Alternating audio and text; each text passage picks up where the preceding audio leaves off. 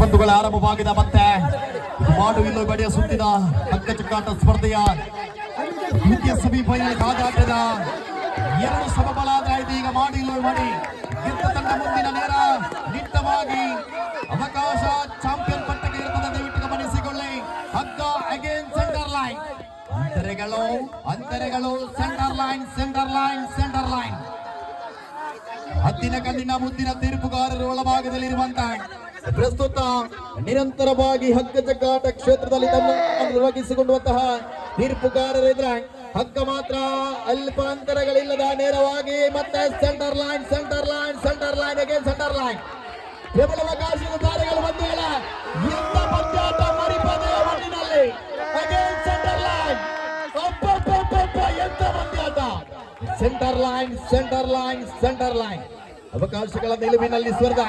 ಅಂತರಗಳು ಅಲ್ಪ last minute ಕೊನೆಯ 2 ನಿಮಿಷಗಳು ಮಾತ್ರ ಬಾಕಿ.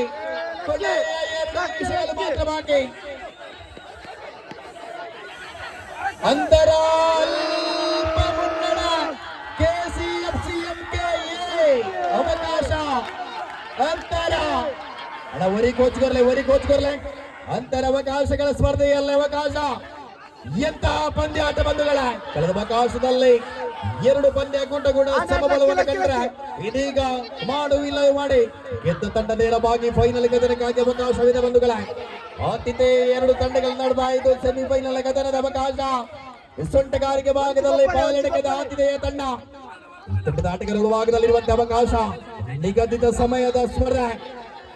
ಅಲ್ಪ ಕೂದಲೆಲೆ ಅಂತರದಲ್ಲಿ ಮಾತ್ರ ಮುನ್ನಡ.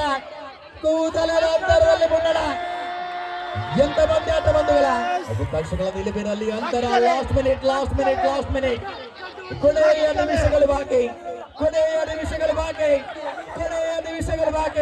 ಅಲ್ಪ ಮುನ್ನಡ ಎಂಕೆ ಕಾಡಬೆಟ್ಟು ಮುನ್ನಡ. ಸ್ಪಷ್ಟ ಮುನ್ನಡೆಯನ್ನು ಬದಲಾಯಿಸಿಕೊಳ್ಳುವಂತಹ ಕಾಡಬೆಟ್ಟು.